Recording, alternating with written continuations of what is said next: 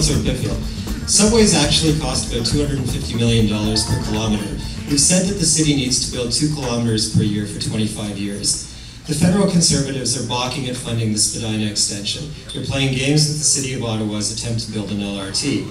And their 2006 election platform makes no mention whatsoever about investing new infrastructure funds in transit projects, and indeed says the Conservative government would, quote, use gas tax transfer dollars to build and repair roads and bridges to improve road safety.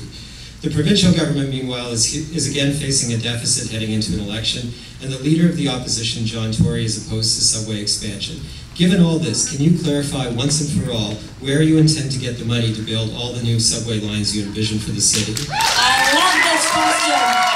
Thank you. You know something? This is a great question, and I can't believe how much attention it has gotten, and I can hardly wait to release my figures tomorrow. So this is how it's going to work. I'll tell you how it's going to work. I mean, fortunately, I really like talking about numbers, and I'm always very careful before I talk about them. So here we are. We heard Bev Otis say $600 million for the Expo infrastructure. Guess what? We didn't even get the bid in. So I'm going to be speaking to Jim Flaherty this week. I'm just a councillor at this point. He's not going to, sign on the dotted line, but this is what I know.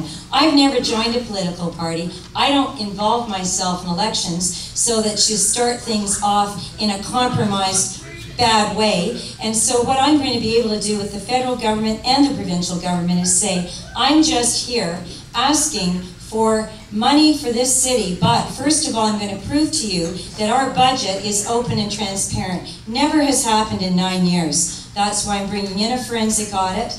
And what I'm going to be able to do, John, is I'm going to earn the trust for the first time of Dalton McGuinty, who said we have a credibility gap. When Stephen Harper sees that we've done this, he will give that fat surplus to Dalton McGuinty, who can then pass money on to the city. But what we need for the subway is money from the federal government. But I think you heard me say I've got an order. First of all, we have a capital budget of $1.2 billion. We've never spent more than 65% of it because we just don't have a will to get the work done and spend the money. So there's money and you make it a priority. Number 2, I'm going to go to the federal government. Number 3, I'm going to private-public partnerships because companies want to put the money up front. We will pay it back over time. We never give up ownership.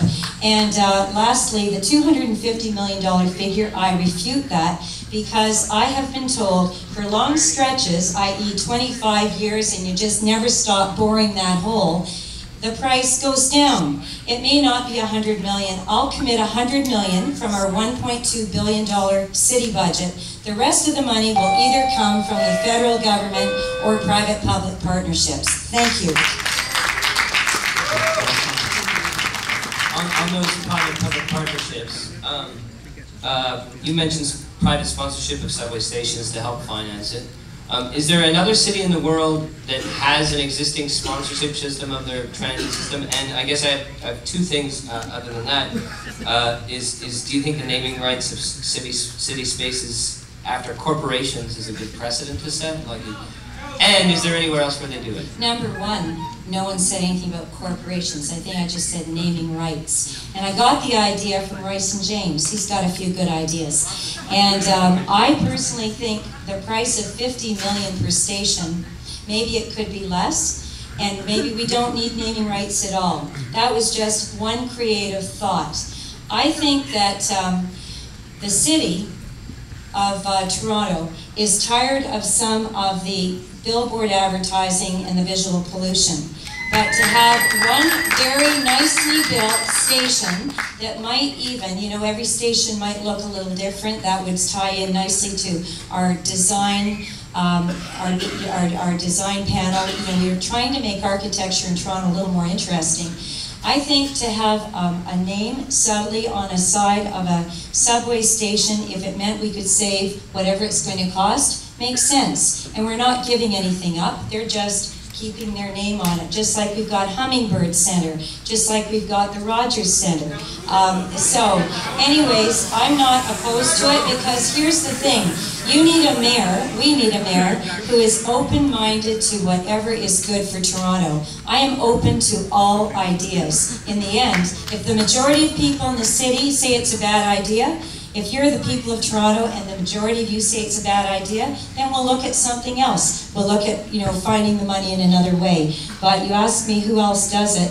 I can tell you that in terms of a private corporation adding to the public transit network, that is done in other cities. London, England is the one that I use as an example, where they have expanded their network by simply adding 30% of the busing delivered by a private company. It doesn't mean that you have given up anything of the part you own. It just means that you can very quickly expand the network to provide better transit for more people, and you do that by simply partnering with the private sector. I hope, by the way, we can partner a lot better with the 905 than we have since amalgamation. Okay, thank you. Also, on the St.Clair right-of-way, yes. You said that you aren't embarrassed that you changed your mind. Just a minute. I said what? You said that you don't. That you changed your mind. You voted in favor of the St.Clair right-of-way, but what you said is that leadership involves acknowledging mistakes and fixing them. I didn't say anything about being embarrassed. Right. What I was saying is that you don't regret that decision. You don't think it's right. No. So in fact, I'm glad we agree on that. No. So I have a question. I'm just going to let this go on for as long as it takes. I guess my question is that when the timing of your change of mind comes during an election campaign, it can look like political opportunism. So I'm wondering specifically what happened on St.Clair, what did you see on St.Clair that led to your change of mind, and do you think, given the financial and planning difficulties that stopping the project now entails, that it's a responsible decision to make to cancel that project? Okay, good question. First of all, when 36 of us voted for the St.Clair right-of-way, this is one difficulty with amalgamation, I think. It's difficult to understand all the complexities sometimes of things that are not in your own ward. And so 36 of us supported it, thinking that this was going to be a good price and it was going to provide really a good public transit plan. What happened since that time is when Margaret Simpson and SOS challenged it and they won in court, all of a sudden I realized that this was a major issue in a community. And at that point, anytime we had a vote after that, I voted against it. What I think is important, that was in 2004, this is 2006. I think we need, in a mayor, flexibility so that if a mistake has been made, you can at least pause and say, we need to understand what is best for the city. And instead of being dogmatic and stubborn and forcing something through. So I feel on this, first of all, the price went up 30 million, so it's almost 95 million. From 65. Secondly, as I said, I'm looking for the amount of money we're spending, what's going to benefit the greatest number of people for the longest period of time. We've only spent 21 million so far. I know it's a lot of money. However, the rest of it from Bathurst West hasn't even been voted on and still will be in the next term of council. I think it is important knowing that the businesses are very fearful of how it's going to affect them. No one had pictured what it was really going to be like until that big platform was built, and it is putting a wall between two sides of St.Clair.